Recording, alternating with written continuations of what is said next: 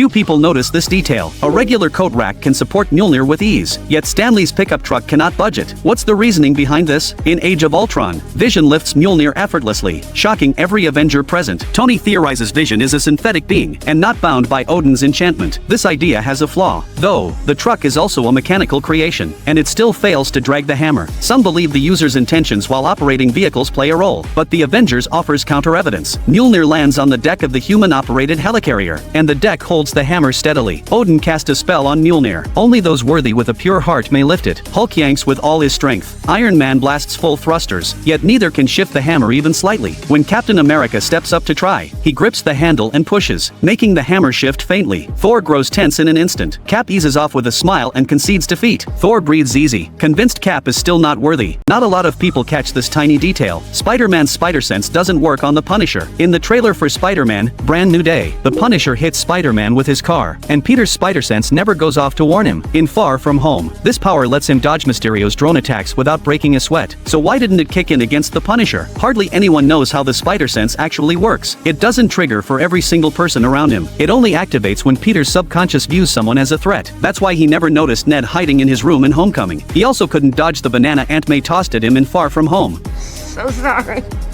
I thought that you could sense that with your Peter tingle. In Brand New Day, the Punisher isn't Peter's enemy at all. He's actually one of the people Peter trusts most. Peter specifically left MJ with the Punisher to keep her out of harm's way. When the Punisher was behind the wheel that day, he had zero intention of hurting or killing Peter. The spider sense didn't register him as any kind of danger, which is exactly why it never activated. Few people notice this detail. When Iron Man built his first suit, he didn't want anyone to know about his research in his basement. He told JARVIS not to store any related data in the database, to keep hackers from breaking in and letting the tech fall into the wrong hands. Funny enough, during Tony's clunky early suit tests, he recorded everything with an old offline camera to document all his initial mistakes and every step of the process. Since the camera wasn't connected to the internet, hackers couldn't steal the footage. On top of that, the first time Iron Man test flew his original suit, he overlooked high-altitude conditions. When he flew straight up as high as he could, the entire suit froze solid, all because of the primitive materials he used.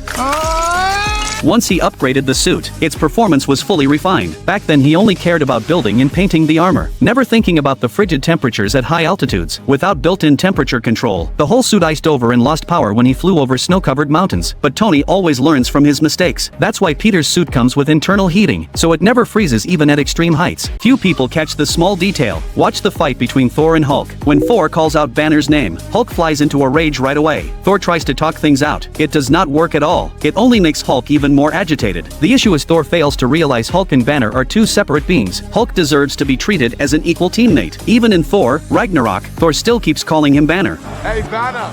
No Banner, only Hulk! Among the Avengers, Hulk respects Iron Man and Captain America the most. Tony figures this out first. Tony sees Hulk as his own separate person and treats him fairly. That is why Hulk is willing to step up and protect Tony. Everyone else treads lightly around Banner. They avoid provoking him for fear Hulk will go on a rampage. Captain America also comes to tell Hulk apart from Banner later on. He reads emotions well and chooses his words carefully. He earns the trust of both Hulk and Banner. This leads to their famous exchange later in the story. Dr. Banner, now might be a really good time for you to get angry. I'm always angry.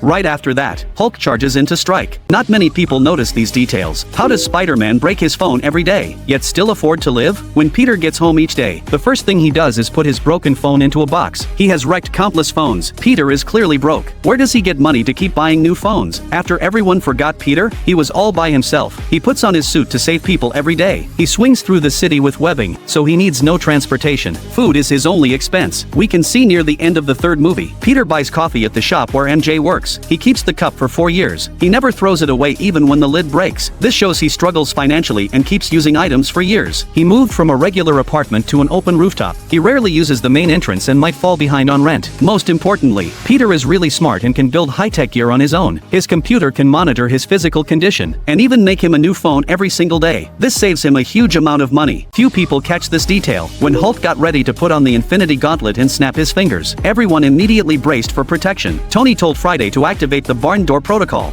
Friday, do me a favor and activate barn door protocol, will you? Yes, boss. The base instantly sealed off all entry and exit points. This system wasn't meant to hold off outside threats. Its purpose was to trap radiation from the Infinity Stones inside the building. The protocol's name comes from one of Tony's harrowing encounters. Remember the young boy from Iron Man 3? He also showed up at Tony's funeral in Endgame. He looked up to Tony tremendously and wanted Tony to be like a father to him. In Iron Man 3, Tony's suit ran out of power. He left the armor at the boy's house to charge. He headed after the villain alone and got captured. He remotely called the suit to rescue him, but the armor was trapped inside the barn where the two fixed equipment together. The barn door failed to keep enemies out, and instead locked the suit in. The boy finally blew the lock open, letting the suit rush over just in time to save Tony. Tony never forgot this incident. That's why he named this inward sealing security program the barn door protocol. Few people notice these details. When Spider-Man opens the coffee cup, you can see it holds the letter he planned to read to his friends. This scene takes place after Doctor Strange's spell kicks in. Later that same day, Peter stops by the cafe where MJ works.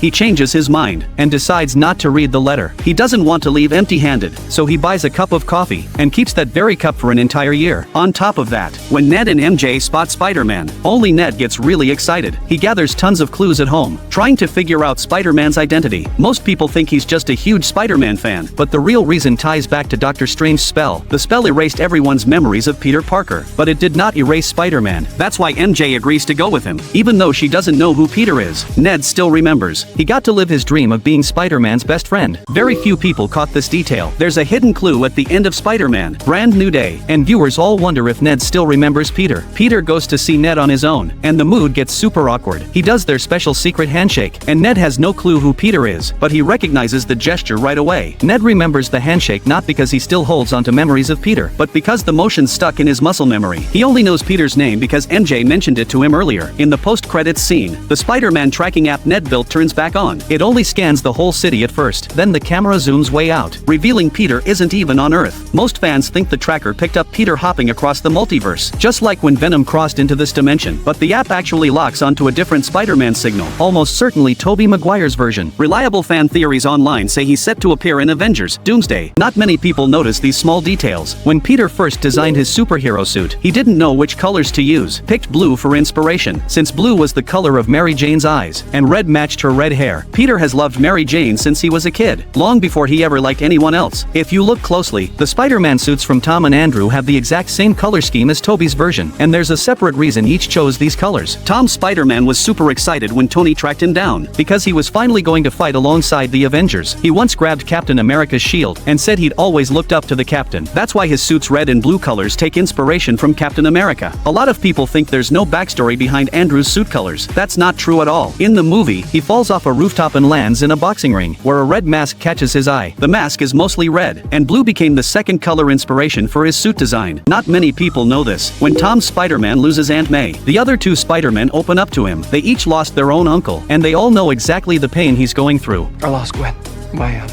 She was my MJ. You'd probably assume all three endured the same amount of grief, but one Spider-Man had a far harder life than the rest. If you remember, Tobey's Spider-Man let the murderer escape, which indirectly caused Uncle Ben's death. Later on, he fought Venom to protect his best friend, yet he still wound up losing that friend. Thankfully, he gets a happy ending and marries Mary Jane. Andrew's Spider-Man loses Uncle Ben first, then a terrible accident happens. Even if he'd caught Gwen in time, the force of the fall would have shattered her spine. This tragedy left him severely depressed for years, and he never fully moved on from her loss. But Tom's Spider-Man suffers the most by far. Not only does the entire world erase his memory, he also loses his mentor, his parents, his uncle, and Aunt May one after another.